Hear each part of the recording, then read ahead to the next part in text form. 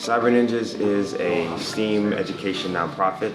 We're a 501c3, and what we do is, well, our mission is to close the digital divide by providing STEAM education to underrepresented children.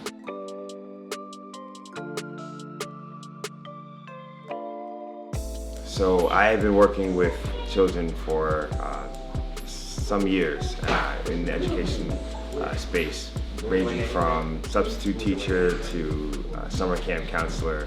And so I was working at this one summer camp, and I didn't like the way that the business was being handled.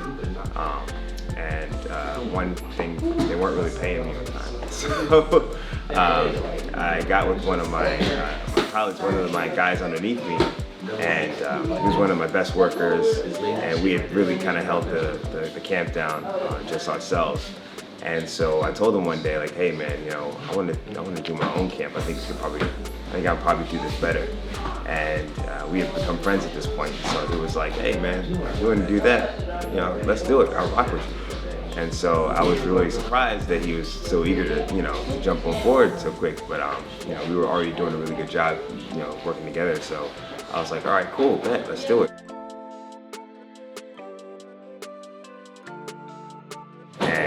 So we just kind of started from there. It's just the four of us, and 7 years later we have a nonprofit, and we're pushing forward. We're going to open up a new location in Baltimore.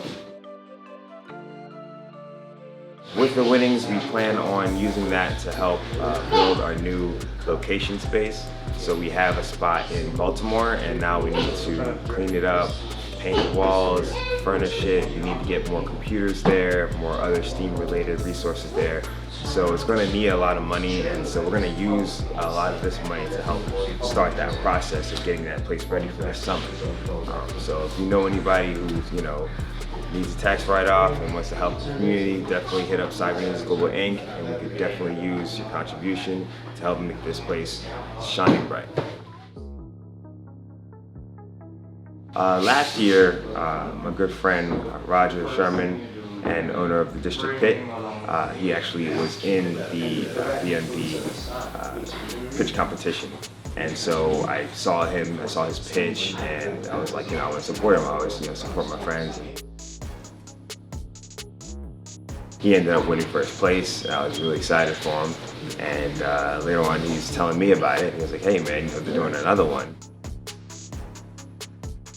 He gave me some tips on, you know, how to go through the process. This is the first time I've ever put together a pitch deck. It was the first time I ever presented a pitch in such a way. Like I've had, you know, pitches before, like, hey, we're Cyber Ninjas, we do this, we do that. But it was a lot smaller. It was a lot shorter of a pitch, and I didn't have to say it in front of so many people.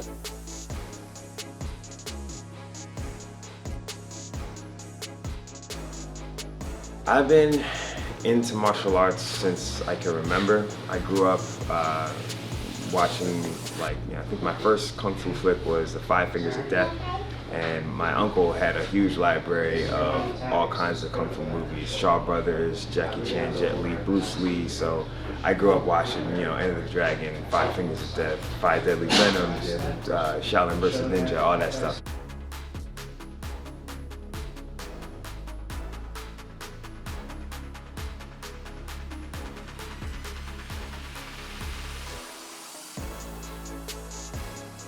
So I actually wanted to be a Kung Fu hero as I was growing up, you know. For most people, they get into that phase like, oh, this is really cool, and then they go into other things. But to me, it was a reflection of myself.